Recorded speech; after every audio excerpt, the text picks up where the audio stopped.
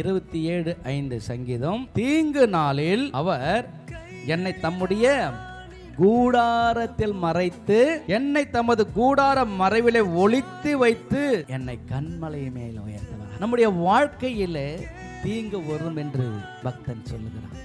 ஒவ்வொருடைய வாழ்க்கையிலும் தீங்கு வரும். எப்போ தீங்கு ஆரம்பித்தது? ஆதாம் ஏவாள் பாவம் செய்த பிற்பாடு இந்த பூமி பொல்லாங்கனால் நிரப்பப்பட்டிருக்கிறது. ஆகவே இந்த உலகம் மற்றவர்களுக்கு தீமை செய்து கொண்டே இருக்கும். ஆகவே தான் கர்த்தர் சொல்கிறார், இப்படிப்பட்ட போராட்டங்கள், பிரச்சனைகள், வேதனைகள், நெருக்கங்கள் வரும்போது பக்தன் சொல்கிறான், தீங்கு நாளில் அவர் தமது கூடார மறைவிலே மறைத்துக் கொள்வார். உங்களுக்கு தீங்கு வரும், போராட்டம் வரும், ஆனால் கர்த்தர் உங்களை கைவிட மாட்டார். கர்த்தர் நம்முடைய கூடாரத்தில் உங்களை மறைத்துக் கொள்ளுகிற ஒரு ஆண்டவர். இயேசு நம்மோடு கூட இருக்கிறார்.